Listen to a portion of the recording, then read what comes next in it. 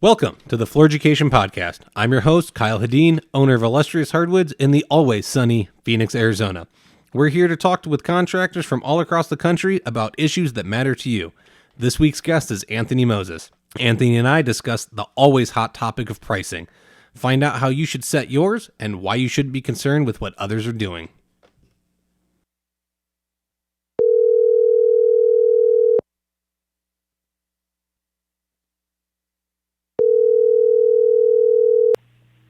Anthony Moses, are you there? I am here. Awesome. Welcome to the show. How you doing today? I'm good. How about yourself?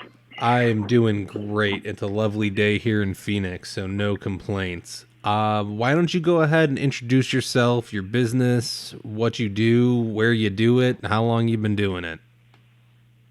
All right. I am Anthony Moses. I'm the owner and operator of Simply Intricate Designs, the number one flooring contractor in Baton Rouge. Now, I say number one loosely because, of course, that's definitely my opinion. But we like to call ourselves the artist of installation. I like to bring creativity to my job sites. I like to do stuff that other people aren't doing. Install designs or layouts that people not necessarily want to do. Things that are probably time consuming. Like, that's the stuff that I get into. I've been in flooring for going on right about 8 years now. My business has been in operation for 2 years. I'm here in Baton Rouge, Louisiana. Go Tigers! Yeah, that's what we got going on over here. I like that you like to get into the nitty gritty of it, and you want to do that stuff that nobody else wants to do. You want to do the patterns people aren't doing, and that's awesome. That's where the fun stuff comes in. Yeah, I actually just recently, today, I recently did my first mosaic, and it was a complete bust. A complete bust. Once I got to transferring my mosaic to my backer board, it didn't work out. But I enjoyed it because, like I said, it was art. So that's the kind of stuff I like doing. I don't mess up on people's job sites. I do this in the privacy of my home. Yes, and you know what? You take it all back down, and you do it again and again and again until you get it right and you get good at it. But the fact that you're doing it at home on your own free time for no money speaks volumes because you're passionate and you're getting it done.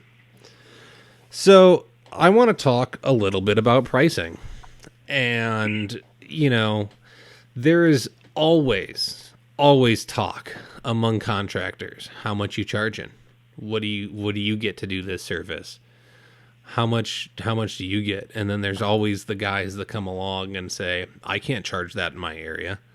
That would never fly. I don't know how you do that. You guys are ridiculous. And so there's so much room, not only for guys to fight for a higher wage, not only from stores and where they subcontract, but even within the industry itself. But then there's so many other things we could talk about with that, whether it's quality of work can determine price, confidence. Why don't you give me a starting point, and we'll see where this journey can take us. Okay, this is the sweet spot. I love talking about pricing, and pricing is one of those areas that has so many different factors. I'm in a lot of groups on Facebook that pertain to flooring and tile work, and it's that same question, like you said. Somebody will post a picture and say, "How much are you guys charging per square foot?" And that's a really hard question to answer on a general basis because everybody's business is different. Everybody's expenses are different.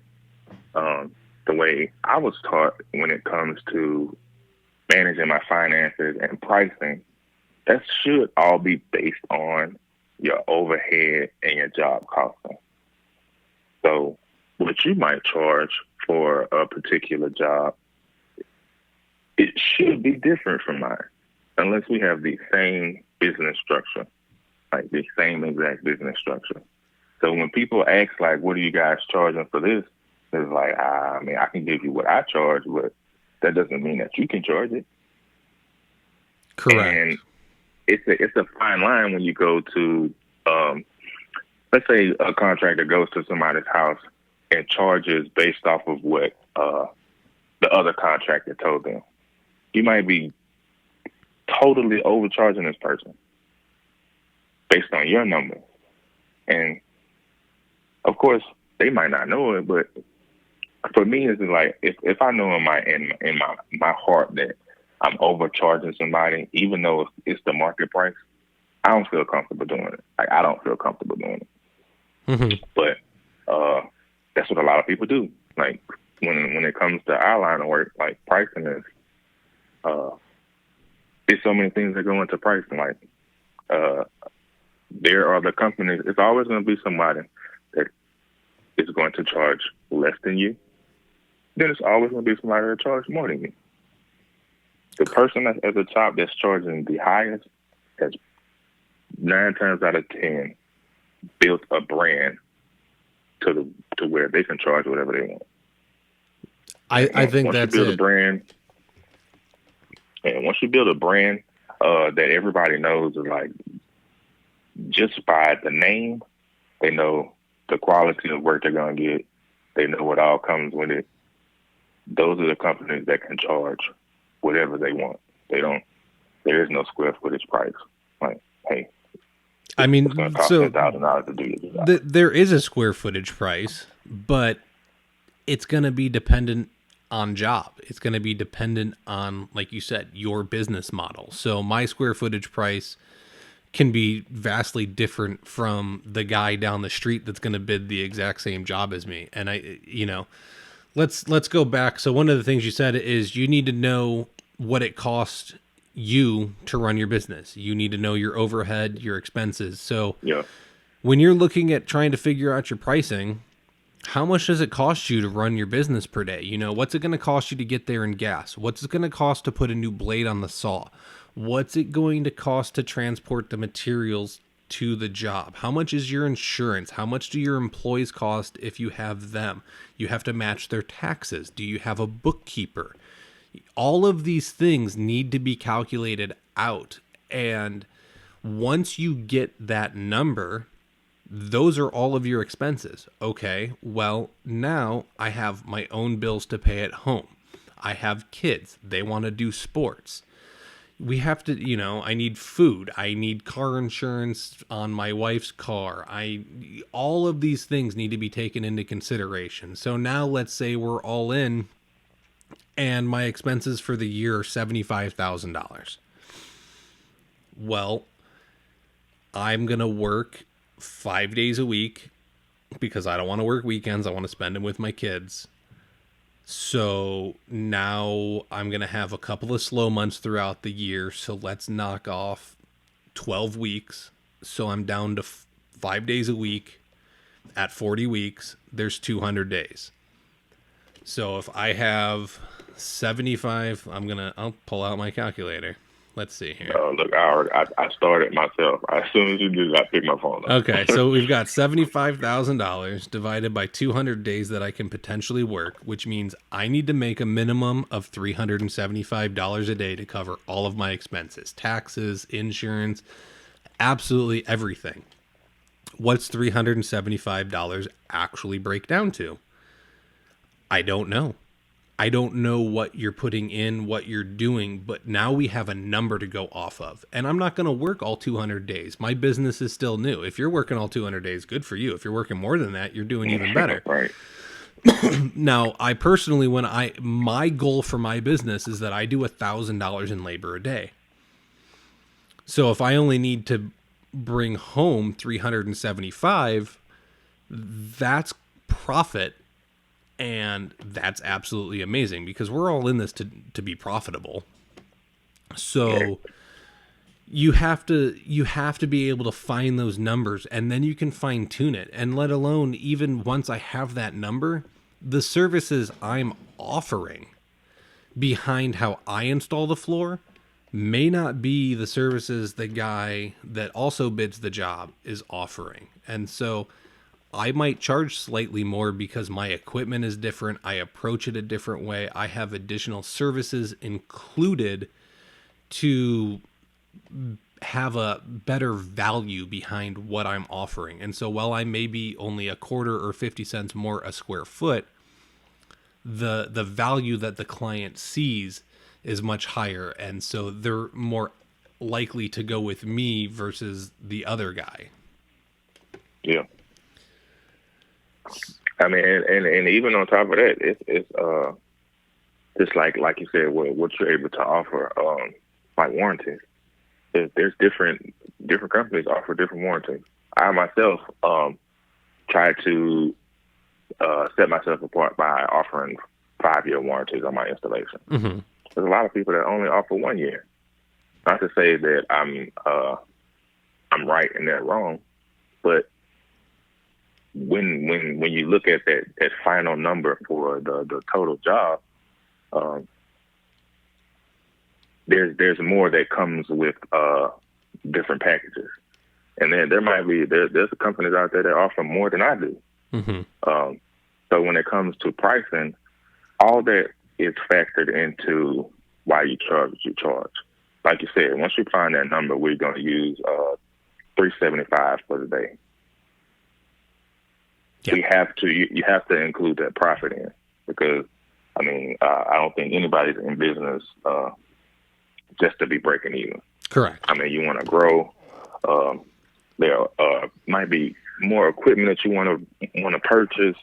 There is another fleet of trucks you want to purchase. That's going to all come when you're making a profit. And then another important part about that is that price is going to change. Like, those expenses are going to change as you grow. The overhead is not going to be the same every year. Correct. Maybe you add in a store, you add employees. Yeah. There's so many different things that can change. It's an ever evolving system, and it ebbs and flows. And you can change pricing mid-year, and come 3 months later, you may need to adjust again. Yeah, it's something that you have to evaluate on a regular basis. So I'm always blown away, because I used to do it myself in the beginning. It was like, hey, what are you guys charging for such and such? And for me, I don't charge by the square foot. Like, I charge by the job. This is how long it's going to take me. This is how much it's going to cost me. With my markup included, this is the price. A lot of people will call and say, hey, what do you guys charge per square foot?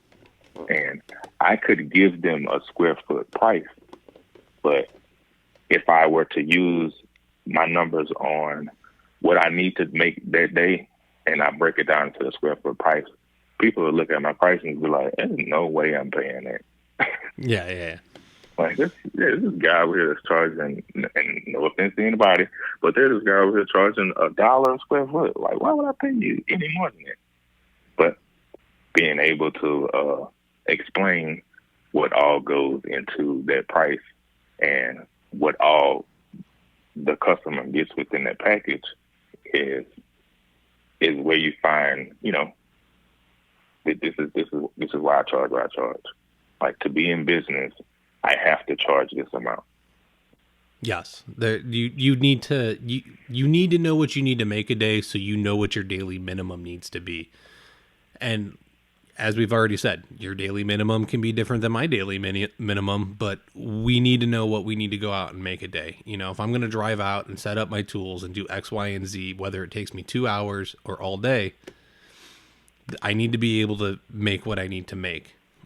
So you have to be able to stand firm, be confident, know what you're doing, and you can get that pricing. It always drives me nuts when guys are like, I can't get that. Well, You can. Maybe you're going after the wrong target market.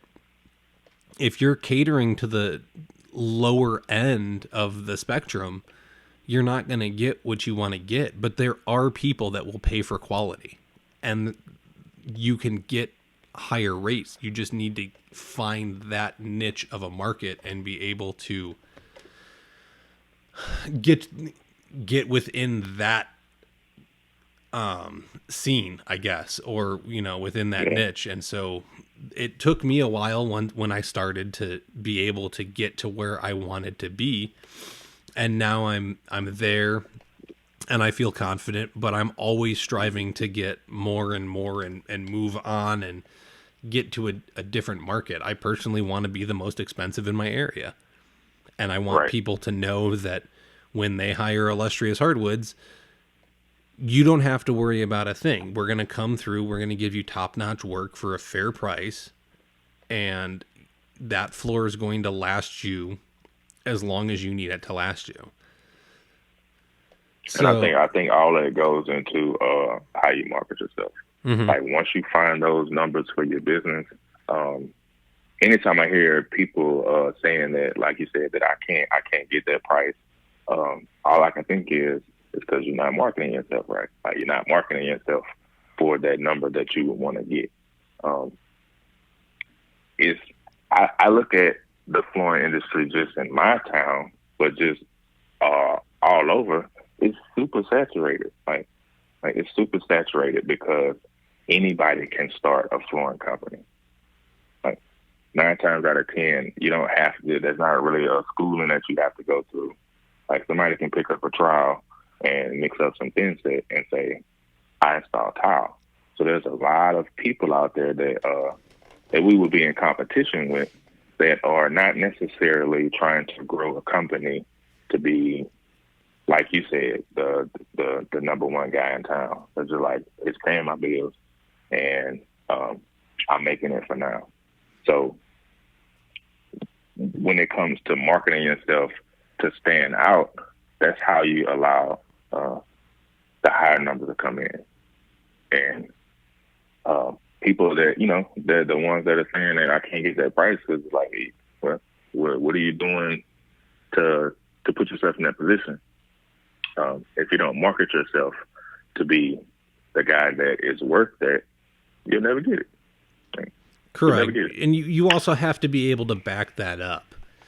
You can try and charge high prices, but if you're not producing at the end of the day, if you're not getting to the people that want quality and then you're not delivering, you're not going to get what you're after. It all goes together. You have to provide a quality product, and then you can charge for it. And if people are satisfied, you can do it. One of the things I wanted to bring up was if you were really booked out, let's say you're booked out 8 weeks. When you're going out on bids, what are you doing with your pricing? You say if I'm really booked out if you're booked out 8 weeks, what do you do to your pricing? Do you leave it the same, or do you do anything with it? I would leave it the same. Like I wouldn't change my price for 8 weeks. And the reason I say that I would leave it the same because you never know what. Like nothing is etched in stone on these jobs.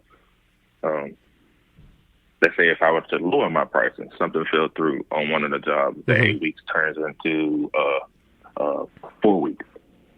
Yeah, I'll lower my prices. So I try to look ahead for the potentials of nothing is guaranteed, and you have to be able to be ready for those times. Now, if it's months ahead, and this work is coming back to back, you got some contracts. I think that's different versus going from one job to the next job. I personally wouldn't change my pricing. Okay. See, if I'm booked out 8 weeks, I'm raising my prices. Maybe not a lot, but maybe I only go up a quarter. Mm-hmm. But now if I'm landing anything while I'm booked out, I'm extra profitable on those jobs, And if I'm still booking Yeah. jobs and I stay 8 weeks out, I go to 12 weeks or something, I'd raise my prices again and see if I'm still landing jobs. And then if the workflow starts cutting off and it were to start going down, I'll just bring my prices back down. But I'm still at that normal level. So, Oh, well, I'm definitely trying that right? If you cuz the other thing I would say is that if you're landing most of the jobs you're bidding, and I would honestly say if you're landing more than 40% of the jobs you're bidding, raise your Mhm. pricing. I think you're probably too cheap at that point. Right. So it all can kind of play with itself in that, yeah, we have a daily minimum we need to hit, but if we're busy and things are good, you've got a little wiggle room to, maybe not land a job or two and see if you can still get it at a higher price. And if you're Yeah. consistently landing them at that price, turn it up another notch, turn it up another notch. As it slows down, you can always bring it back down. Right. So it Well, that just makes gives you a a little bit ton of more sense. room to wiggle with and play with and see what you can really do. Yeah.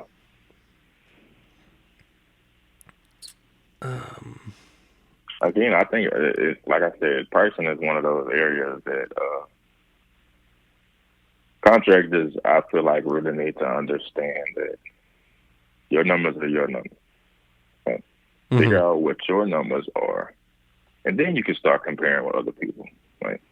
Don't look for somebody else's numbers and then make them your numbers and say, "Oh, this is what I charge." Yeah. Because if you don't know like your in-house numbers, you could be losing money every day and just Correct. not even know it. Like, and looking at it like, oh, we did all these jobs and have all these amazing pictures, and at the end of the year, it's like, oh, I can't pay for my expenses. Correct. You And definitely then need my to thing know. is when it comes to growing, uh, my mindset is I want to be able to purchase, uh, make that next investment to further separate myself from the competition, and that's gonna come through profit. Like, so I need to be making a profit so I can continue to grow, and especially when you have like team members. Like, Mm-hmm. you cannot be losing money and you have people under you and they don't even know. They're like, we're Oh, not making money today. You got paid, but we, we're drowning right now. yeah. No, you're right. And the problem is that you get team members and you get those employees and they make mistakes and it might cost you some money. So if you're charging bare minimum, how do Yeah, you get ahead? How are you going to afford it if that guy screws up and you have to replace half that shower before right, it's completed? You're going to have to rebuy all the materials for that. And if you don't have some profitability built in, then you're going to end up in the hole. And if you end up in the hole on a right, couple of jobs, now you're out of business and you're back to square one. So yeah, definitely, you need to make sure you're covering your own butt to get to that next level, get to that next step, afford that next tool, whether it's a truck, a saw, a vacuum, whatever it is you're looking to get. Make sure that you are able to build in that cost over a couple of jobs or that one job, whatever it is you need to do. I personally, yeah, I am really aggressive in how I run my business, and I take 40% off the top of everything and set it aside into a separate account, and I try never to touch it. yeah, Technically that money's there to pay my taxes and my employee and all of that. But if I can live off of that 60% I have left and pay my employee and still buy the tools and do all of that, then I've built a fairly healthy bank account over the year.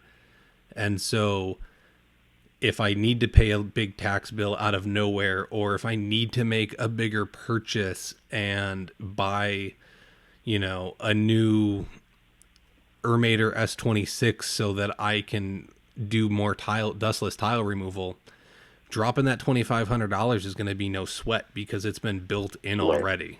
So you definitely need to come up with a game plan on how you want to grow your business and what you're going to do to grow it. Don't go trying to Yeah. live on credit cards and things like that.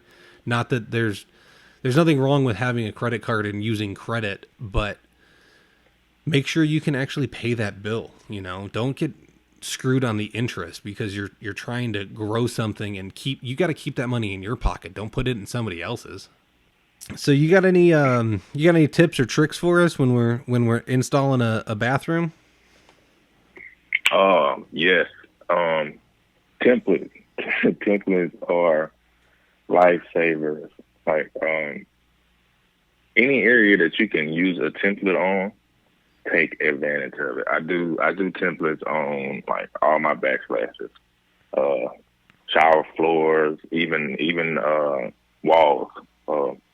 Making a template and laying out your tile and cutting your tile that's ready to install. Oh my goodness, it will save you so much time and so much headache instead of starting just going up the wall and making cuts as you go. Because you'll run into issues that you can't really see with the eye without, starting a project. Mm-hmm. So being able to make a template, taking the time to make that template, especially with some of these like intricate materials, making a template is a lifesaver. Right? A lifesaver. Get you some thin pieces of wood. Get you a hot glue gun or a nail gun. Make you a template. Lay your tile out. Cut them. Pop those bad boys in. Right? You think they go up faster after your template because everything's ready to go? You just gotta just throw them Absolutely. up on the wall then? Absolutely. Because of course, you should always check your foundation, meaning checking your walls and make sure they plumb and square. But if those things happen not to be plumb and square, you can start going up the wall and have to make these awkward cuts. If you make a template, it fits perfectly. Mm-hmm. Right? You don't have to do it. It fits perfectly.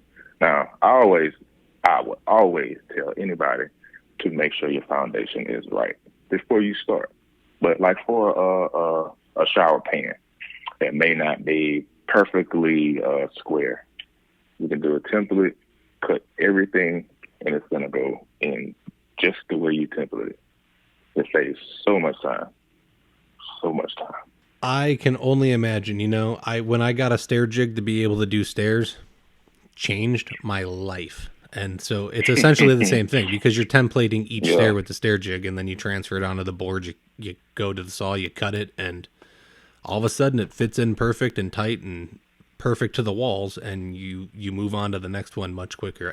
It sped me up by twofold. I was doing stairs in half the time. I'm sure I know you had the making those cuts to where when you walked away from it, that measurement was perfect. Correct. When you got back, it was like, oh wow, I don't know how I did that. Got to cut this one over again. Yeah. So templates save time. It eliminates all that. They are absolutely amazing especially when you're dealing with some more intricate designs and you need to be able to make sure your angles are dead on and you're hitting them. That it makes sense to take. It may seem that it's going to take you some extra time, and the setup does, but 90% of the job with flooring and bathrooms and all of that is prep, in my opinion. If you get the prep right, putting it up is the easy part. Yeah, that's the easy part. Like once the prep is done, proper prep work will make the job go by so smooth. And then there are those jobs where you don't have a lot of material. It might be a really specific material. The homeowner is like, "This is all we got. I need you to make it work." Mm-hmm. You don't have too much wiggle room. It's like, I need to be dead on this one. So stuff like that is like, all right, take advantage of those methods that's going to make sure that you are 100% successful. Definitely. So, Anthony, I appreciate you being on. I loved our conversation. I think guys will be able to take, well, and gals, guys and gals will be able to take a lot away from that.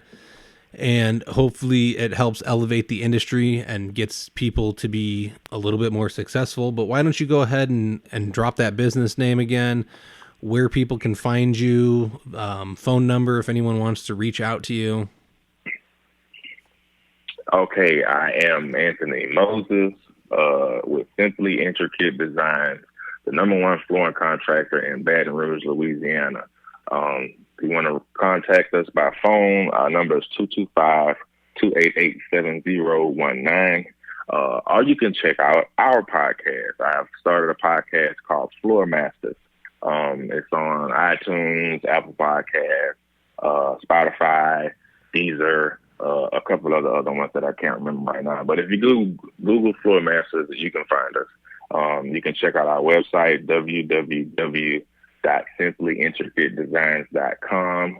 You can find us on Facebook, on Instagram. We're always posting content on jobs, ideas, designs. So we're not hard to find. Simply Intricate Designs, LLC. Once again, Anthony, thank you so much for being a guest. I appreciate you taking time out of your day to be here, and I look forward to see what you produce in the future. Oh, man, I would love to stay in touch with you. I like what you're doing, and we'll be checking on each other. All right, sounds good. You have a good day. All right, you too. Bye. That's all the time we have for this week. Be sure to subscribe so you can listen to each and every episode. We can be found on Apple Podcasts, Stitcher, and Spotify. Don't forget to leave a review and let us know what you think about the show. If you would like to be a guest or have questions, you can email us at flooreducation@gmail.com. Remember, your education never stops.